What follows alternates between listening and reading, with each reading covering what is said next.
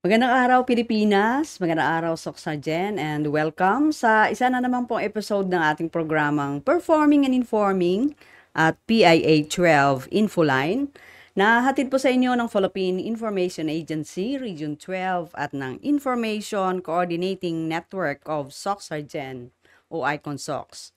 Sa ngalan po ng aming Regional Head, Brian E. Abquilan, at ng aking partner sa technical side na si Oliver Ross Rivera, ako po si Aida de la Cruz agad at samahan ninyo kaming alamin ang mga latest development programs, projects, and activities ng ating pamahalaan.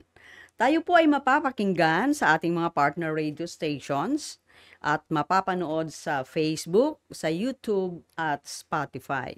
And for today's episode, pag-uusapan po natin ang mga convergence activities po ng National Irrigation Administration, South Cotabato Sarangani Irrigation Management Office o SKIMO, NIA SKIMO po. And pag-uusapan din po natin itong kanilang 7-point agenda para po sa kapakanan po ng ating mga farmers dito po sa Region 12 at sa area po na nasasakupan po ng NIA Skimo. Magandang araw sa ating guest today, si Ma'am Teresa C. Ibarra. Siya po yung Supervising Irrigators Development Officer po ng NIA Skimo. Ma'am, bumati naman po muna kayo sa ating mga listeners and viewers. Thank you, Mama Ida. Magandang umaga po sa lahat na tumatangkilik ng programa na ito. Sana po patnubayan lahat tayo ng paating Panginoon. Okay, thank you very much po ma'am. At pinaunlakan niyo ang aming imbitasyon na maging guest sa aming programa and magbibigay po ng dagdag kaalaman sa ating mga farmers, lalo na po na tumataas po yata yung presyo ng ating mga bilihin, lalo na itong palay, and isa po sa mga gumagamit po ng serbisyo po ng National Irrigation Administration, itong mga ating mga farmers, Ma'am, bago tayo magtuloy sa ating talakayan, ma'am, dito sa convergence activities ng inyong tanggapan, pwede po ba ninyong pasadahan kung ano itong 7-point agenda ng National Irrigation Administration? So, ito pong 7-point agenda ng National Irrigation Administration.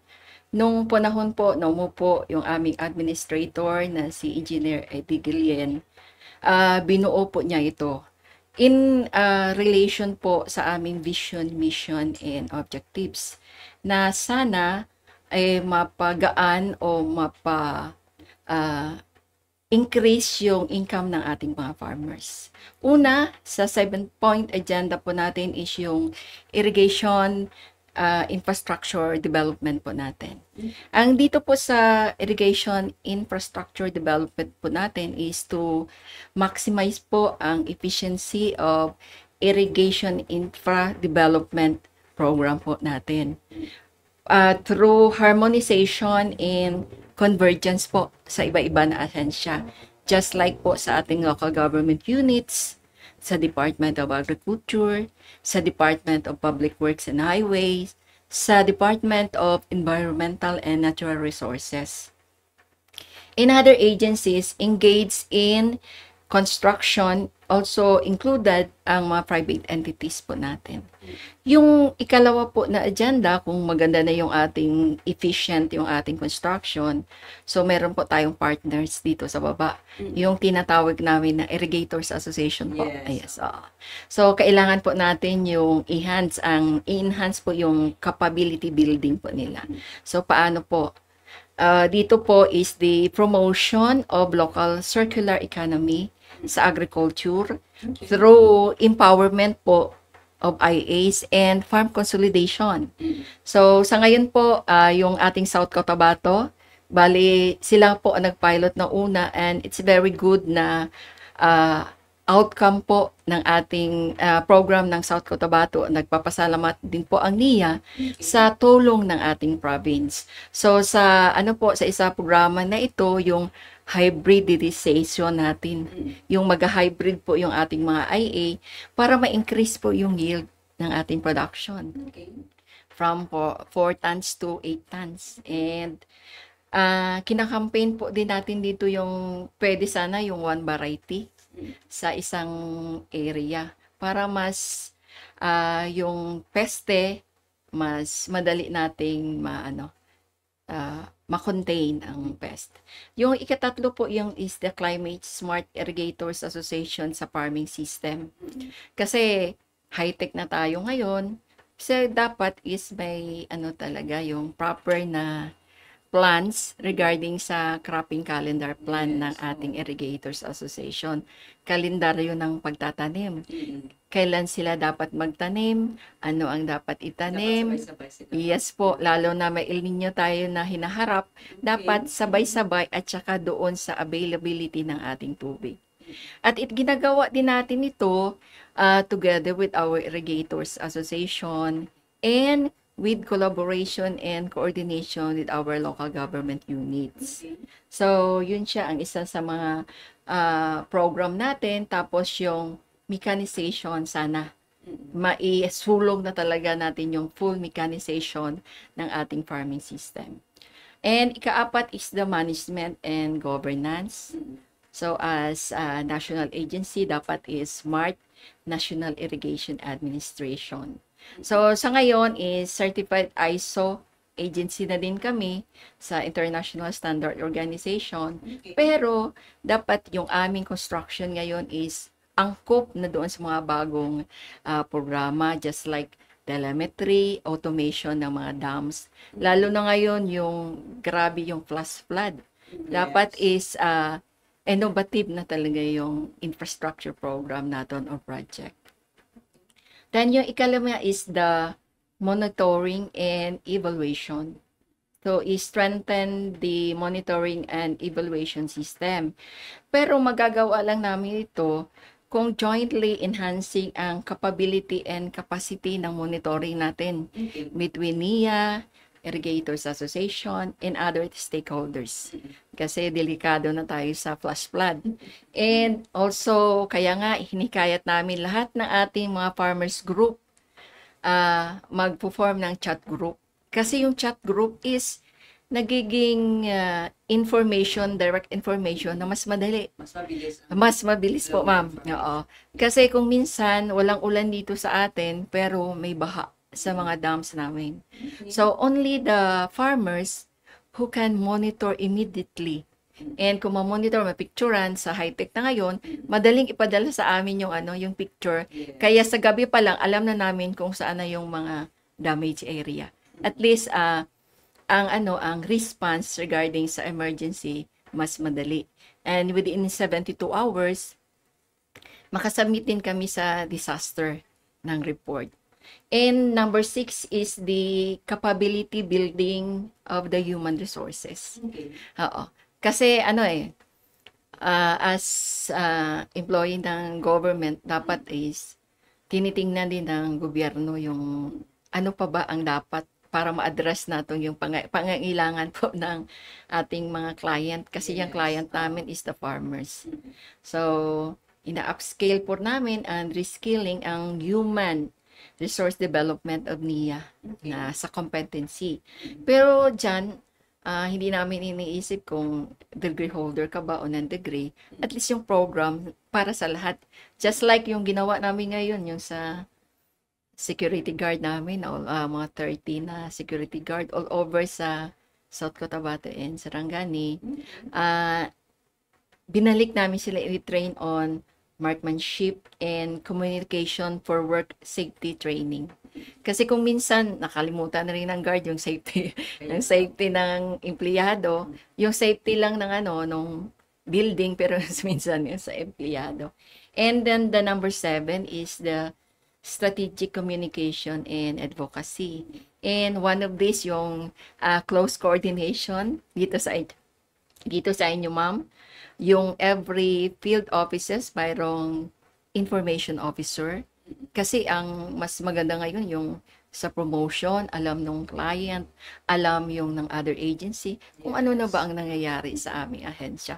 Bakit may mga ganito kami na programa. And aside from that, we also doing the pre-construction conferences na bago kami mag-implement ng project, yung lahat ng mga involved, pinapatawag, nagko-collect ng suggestion, recommendation, kung ano mas maganda. Baka kasi yung ating project may negative impact sa community, at least alam natin kung papaano. And isa is yung monthly system management committee meeting po natin. Yun siya ang regular na nag-attend yung other agencies regarding na doon sa operation, napag-usapan yung mga mahal na bigas, napag-usapan yung patubig, napag-usapan lahat-lahat kasi nandyan yung other stakeholders natin. So, yan sa 7-point agenda ni administrator kasi ang gusto ni administrator in one of our objective is the wealth creation capacity of agriculture in the Philippines. And pwede magagawa lang ito through the power of convergence po. Yun, sinabi niyo na, ma'am, speaking of convergence activities, ano-anong mga convergence activities, ma'am, ang ginagawa po ng NIA Scheme para sa ating mga irrigators associations? Opo, sa ngayon marami ng convergence activities, pero the NIA is focusing on the ugnayan and bayanihan ng projects. Sa atin po, sa NIA is may isa po tayong unit, yung institutional development natin na unit. So, meron po tayong program doon at saka process. Sa amin sa ngayon, yung Irrigators Association is na-organize na rin natin. And every year, nagkakandak tayo ng mga capacity building, trainings, workshop. And then, we have also the assistance and support programs. Kasi yung tatlo na ito, ang talaga ng NIA objectives is ma-develop yung ating Irrigators Association into a self-reliant, yung marunong tumayo sa sarili, kasi lahat pwede natin iasa sa gobyerno, maging viable pa yung ating Irrigators Association. Kasi sa amin na agency, kailangan talaga namin sila na tutulong sa amin. So, with that, sa convergence kayo na present, yung ikatatlo pa lang ang ginagawa namin. Yung assistance and support program na from other agency. So, sa stage 2 po namin, papunta na doon lahat, hindi lang doon sa assistance and support program, na dapat yung sa organization, sa capacity building po ng ating Irrigators Association, doon na po mahuhulog yung convergence, collaboration, and harmonization. Okay. So, ano ngayon? Sa ngayon, meron kami existing na Irrigators Association. And for that Irrigators Association, mga ilan po mga Irrigators Association dito from the national system, mga 103 Irrigators Association. And from the communal irrigation system, yung mga maliliit po, nasa 50 na po na communal irrigation association all over South Cotabato, Sarangani, and General Santos City po, sa kadami. But sa Irrigators Association there is a limitation po doon sa kanilang activity kasi non-stock, non-profit. Hindi pwede silang magnegosyo. So, nakikita namin yung tinatawag na wealth creation, hindi la talaga yun maaabot kung hanggang doon lang sila. So, that is why ang program ng NIA is to cluster them. Pero yung clustering is depende, and we prepare the clustering per municipality. So, kasi ang kailangan talaga namin yung support ng LGU para dito. And through clustering, pwede natin silang papuntahin doon sa cooperatives, sa per cluster. It might be na sa isang cluster, there are 5 irrigators association sa isang area na pwede maging cooperatives, na yun siya ang magiging tinatawag natin na platform Mm-mm. for convergence and collaboration Mm-mm. with other government agency. Kasi ang convergence is, nandito po yung cooperatives, lahat-lahat ipupool po natin, natatulong doon. Kung ano yung pangangailangan ng community po. So, yun talaga ang convergence na tinitingnan natin o tinutumbok natin. Okay.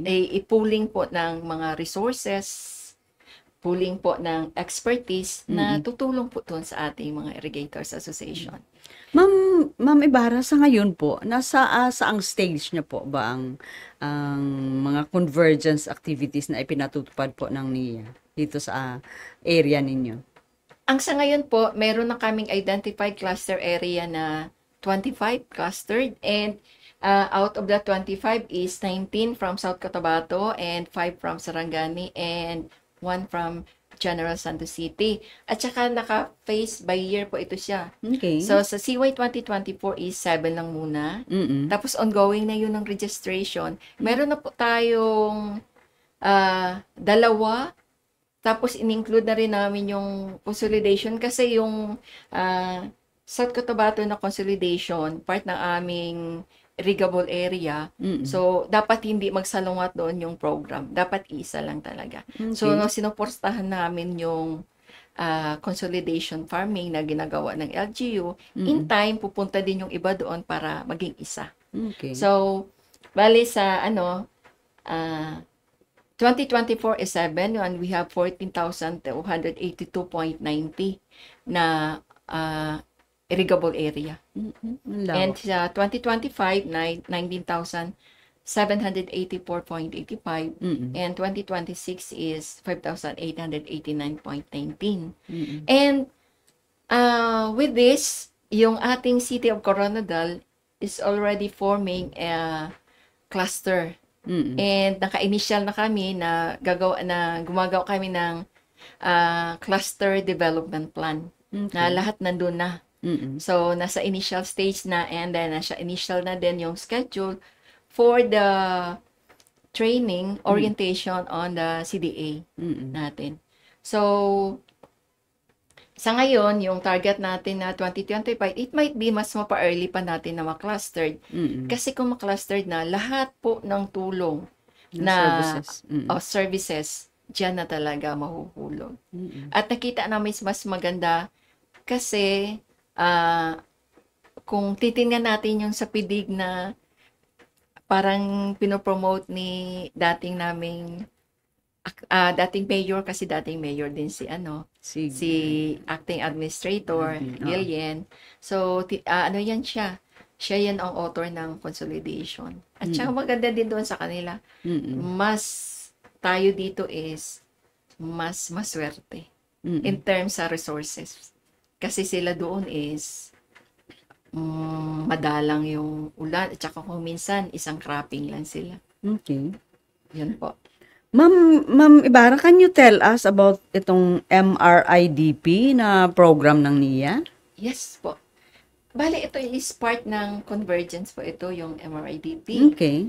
Actually, ang MRIDP is the program of the DA, Department of Agriculture, in partnership with National Irrigation Administration. Okay. So, bali, ito siya ang tinatawag nila na Masagana Rice Industry Development Program. Okay.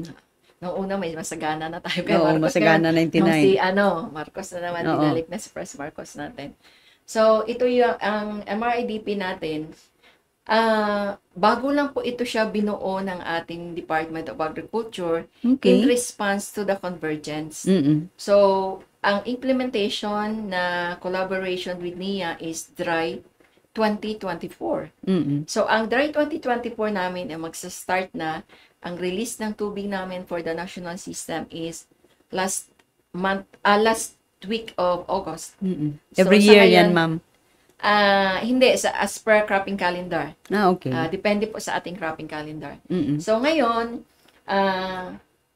yung purpose nito is, i-encourage natin, ma'am, na mag-hybrid po yung ating mga farmers. Kasi sa hybrid, with the experience, malaki yung kita. Mas malaki yung average yield. Ma'am, gusto ko munang balikan itong hybridization program. Parang hindi ako kontento ba? Oo, sige po. Pwede pakipaliwanag kung ano po ito. Ay, opo. Oo. Kasi yung ating palay is, ang palay natin kasi meron tinatawag yung ating DA ng inbreed at saka hybrid. Okay. Yung hybrid kasi, isang variety yun ng seeds Oo, natin na mm-mm. mas mataas yung abot niya. Yield niya, oo. Yield niya. Oo. So, selected na variety na dapat sa Luzon kasi yun ang tinatanim nila eh. Mm-mm. Dito sa atin, mas piniprefer natin yung inbreed. Ah, Kasi okay. depende din sa area. May mga may mga area na hindi siya adaptable din sa hybrid. Pero may mga part tayo dito na area na gustong-gusto talaga nila ang hybrid. Mm-mm. Kasi compare mo sa inbreed, mas malaki yung yield. Mm-mm. Oo.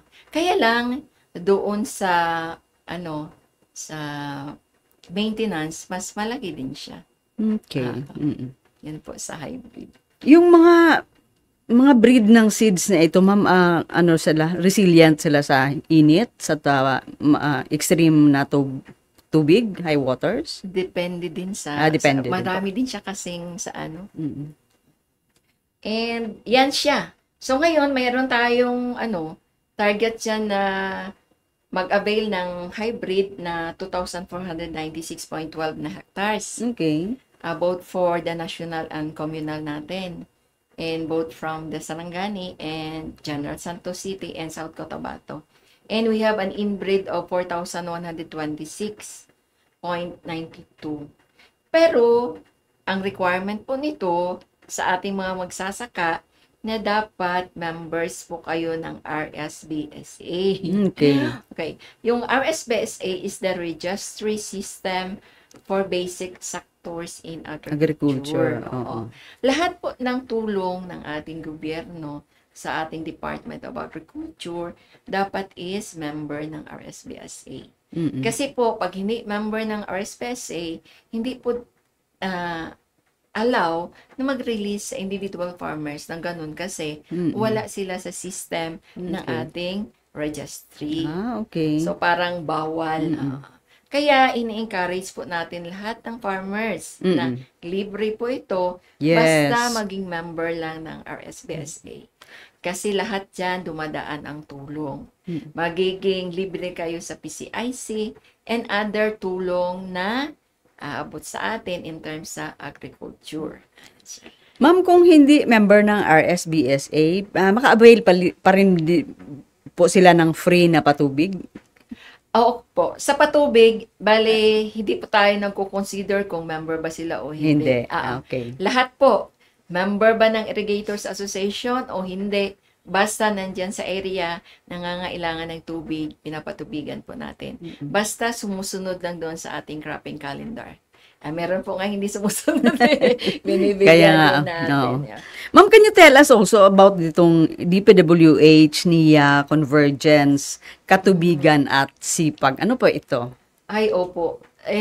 Talaga ngayon is very common na yung convergence sa masin saan na agency. Nung una, wala pa kaming collaboration with the DPWH, pero ngayon meron na. So, yung sa DPWH, kasi sila doon sa mga protection works natin sa sa mga river po. Okay. So, kami hanggang construction ng irrigation system. So, hindi namin saklaw yung protection works ng mga river natin.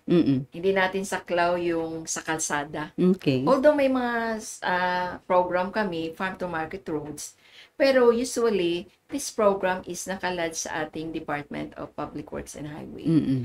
So ngayon, dahil sa convergence, nagko-collaborate na po kami ng DPWH na saan ba ang recommendation ng NIA na lagyan natin ng protection. Okay. Protection dike. Kasi ang nakikita natin yung minsan, malaki yung gastos namin sa infrastructure, pero dahil walang protection, minsan nasisira din ka. Yes. Oo. Kaya, nung nag-collaborate kami for CY 2024, meron na po kaming identify na nagmi-meeting kami always din ng DPWH. So, sa CY 2024, meron po tayong Protection Works, yung tinatawag nila na Katubigan Program. So, meron po tayo sa Buena Vista next year, Okay. nasa Surala. And sa Pangilep po, nasa Kiamba na area. And then for the CPAG na program nila, yung ano po, yung concreting of access road ng mga NIA, service road ng NIA. So, meron po tayong dalawa sa Santo Niño. Okay. And then, may isa po tayo sa Banga, may isa sa Marble 2, dito po banda sa City of Coronadal. And then, may isa po tayo sa Silway sa General Santos City. At saka, maganda din ito, at least ang collaboration, alam na ng every agency anong pangangailangan, at saka nagtutulungan. Saka malaking tulong sa ating mga farmers. Magagamit Yes po. nila yung concrete na kalsada. Yes po. Lalo na pa sa pag-transport ng kanilang mga products, ma'am. Ano? Ma'am, ano itong sipag? Ano ibig sabihin ng sipag po? Hindi ko rin kabisado yun. Sa DPWH po. Oo. And may isa pa rin kami, ma'am, na convergence doon sa DSWD. Okay. Oo. Meron tayong farmers sa Batasan Irrigators Association ng sa Kiamba. Naka-avail sila ng duck and egg production. Okay. Then, ang makaka-avail nito is ang ating mga farmer members na mga around 60. 60 na farmer beneficiaries. So, sa ngayon, ongoing yung orientation. Ngayong September 7, pupunta doon ang DSWD. Sila mismo ang mag-o-orient kung papaano. Kaninong pondo ito, ma'am, sa DSWD? Sa DSWD po. Ay, may isa pa din tayo yung hito and tilapia farming. Okay. At present, meron po tayo niyan. Nandun sa St. Teres Irrigators Association na sa Santo Niño po. Okay. Eh, ngayon, mag-harvest na yata ngayong month. No? So, isang, ano din yan, programa ng ating, DSWD na in collaboration and coordination with NIA. Okay. Yan po, ma'am. May meron ba itong mga long-term na mga ma'am, effects itong mga ginagawa niyong convergence with other line agencies? Yes. Oo po. Kasi kung titingnan doon sa ating agriculture, lahat nandyan na. Lahat may patubig, may suporta yung Department of Agriculture. Pero may missing link pa rin doon. Yes. Bakit di pa rin natin mapa-improve? Kaya dito sa convergence, ito ang pamamaraan na tinitingnan is to strengthen the value chain sa agri-food system natin towards increasing farmers' income. Paano po natin ma-strengthen? Kasi ganito po, ma'am. Meron po tayong different chain sa natin production. Una is yung ating inputs. Meron tayong production, meron tayong delivery, meron tayong marketing and going to consumers. Pero ang kasi, yung sa nangyayari ngayon, yung ating mga farmers, hanggang doon lang sila sa production. Yes. So, wala na doon value-added chain na tinatawag. Paano pa sila magka-income after sa production, wala na sila. Unlike na kung ating strengthen itong convergence, na lahat ng chain nandun sila hanggang sa marketing, it might be na may value added sa lahat-lahat ng kanilang production. Okay. Just like sila na magbabrand ng kanilang produkto. Kasi dito sa South Cotabato at Sarangani, parang wala rin tayong kilala na bigas na merong pangalan, di ba? Yes. Iba na bigas Bukidnon rice. Balay-balay, Davao del Sur. Pero tayo dito is parang wala pa masyado. It might be meron na. Pero meron tayong isang clustered in Glan. And with the help of the local government unit, pinaano na nila ito sa cooperatives, na sila, launching ng kanilang branding. So, may lalabas na brand from Glan and Sarangani. At saka siguro sa paraan na ito, na lahat ng area is involved sila, baka doon pa natin ma-address yung tinatawag na missing link natin. Mm. Ma'am, of course naman sa lahat naman ng mga programs ng government, tinitingnan talaga natin, we are looking forward na magiging sustainable ito Apo. Oo. Paano naman anong gagawin ng National Irrigation Administration para ma-sustain itong mga convergence activities ninyo po? Oo po. Ah, kung titingnan natin ay talagang mag-e-effort talaga tayo. Mm. Kasi yung ano natin, yung system is nandiyan na eh.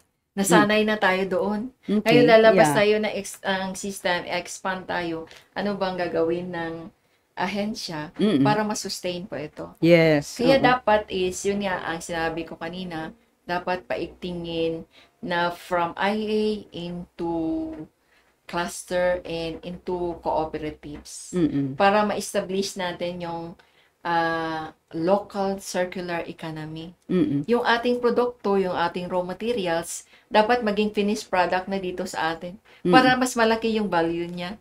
Yes. Oo. And then, empowerment of farmers as producers and marketers. Mm. So, dapat hindi natin iasa Hindi doon lang sa sila mga farmers negosyante. na lang. Yes Oh, yes. po. Maging entrepreneurial na sila. Yes. Oo. So, dapat yun ang isa na tinitingnan natin na objectives. Dapat tapos yung recipient natin from different government na assistance, Mm. dapat tuloy-tuloy na yun na diretso sa kanila. Okay. Para alam ng ibang-ibang ahensya, ano pa talaga ang pangangailangan ng Yes, isang oo. community. Kasi sa isang community, iba-iba eh. Mm. And para rin mag-lower ang cost ng kanilang production or inputs Mm. and magiging efficient din yung ating agricultural na sector. Mm. And sa wealth creation in agriculture, mag-result din ito sa increased farmers' income Mm. and improvement of the farmers' quality of life. Yes. Kay oo. through Yan ang convergence, nilulook forward din yes, natin. ma'am. And sabi nga nila, through convergence, mayroon tayong power to negotiate. Okay. Kung buo yung isang grupo. Kasi kung pa isa-isa lang, mahina yung ating power of negotiation. Okay. Ang sarap pa sana ng usapan natin, ma'am, pero parang kinukulang na yata. Parang palapit na tayo sa oras di peligro. But before we end, siguro, ma'am, final message nyo po or baka meron pa kayong mga announcements na nais iparating o iparinig sa ating mga listeners and viewers. Okay po, ma'am. Meron po kaming, nasa year 4 na kami ng aming NIA Gulayan. Yes, oo. Gulayan sa NIA Canal. Oo. We start this from panahon ng pandemic. Mm-mm. Kasi nakikita namin na walang movement yung mga farmers. At nakikita natin na bumababa yung income ng farmers. Mm-mm. Hindi rin tayo makalabas. Doon nag-start ito ng NIA Gulayan sa NIA Canal. And with that, nasa year 4 kami ngayon, meron kaming launching na sa November 8. And we already started ang pre-evaluation on October 2 to 6. So, sa ating mga Irrigators Association, sa ating mga magsasaka, hinikayat po namin ang lahat na sumali. Kasi sa pamamagitan nito, although maliit lang na income, pero araw-araw, pakunti-kunti, it might make a difference. Yes, oo. So, lahat po, challenge po sa atin ito na ipagpatuloy natin ang ating gulayan sa NIA Canal. And ito ngayon ang pinupush ng ating national government sa NIA Yes, na oo. dapat lahat-lahat is i-adapt na program na activities natin. Kasi malaking tulong po ito sa ating mga farmers. Kung panahon na yung palay natin is tumutubo, hindi pa tayo mag-aani, may panahon pa tayo magtatanim ng gulay. Yes. And this gulay, we can share this with the community. At saka mapapalapit pa tayo sa ating barangay para nakikiisa sa programa ng ating barangay. So, although hindi na rin ito challenge, naging parte na ito ng ating activities, but sa lahat po, ini-encourage natin And the convergence, in-encourage po natin yung inyong registration sa RSBSA po. Yes. Para po tayo masaya doon sa lahat na augmentation na ibibigay po ng ating gobyerno. At thank you po sa ating kay Ma'am Aida. Thank you po sa ahensya na ito You're welcome. na binigyan kami ng tsansa na maipaliwanag yung ating convergence. And sa ngalan po ng aming acting administrator, Eddie Guillen, Engineer Eddie Guillen, sa aming regional director, Yes. Engineer Diosdado A. Rosales, and sa aming division manager sa South Cotabato and Sarangani Irrigation Management Office, Engineer Mario Lutz Bilaot. Maraming salamat po sa suporta ng lahat ng ahensya para sa programa na ito. Magandang araw po sa ating lahat at patnubayan sana tayo ng buong may kapal. Okay, thank you very much po sa ating guest today, si Ma'am Teresa C. Ibarra, ang Supervising Irrigators Development Officer po ng National Irrigation Administration South Cotabato, Sarangani Irrigation Management Office. Ma'am, thank you very much po. Thank you. Sa ngalan po ng aming Regional Head, Brian E. Abgilan, at ng aking partner dito sa technical na si Oliveros Rivera. Isa na naman pong edisyon ng aming programang Performing and Informing at PIA 12 Infoline ang aming hatid sa inyo ngayong linggo. Marami pong salamat sa inyong pakikinig hanggang sa susunod na linggo po. Muli po ako po si Aida de la Cruz Agad. Magandang araw, Soc Sergeant.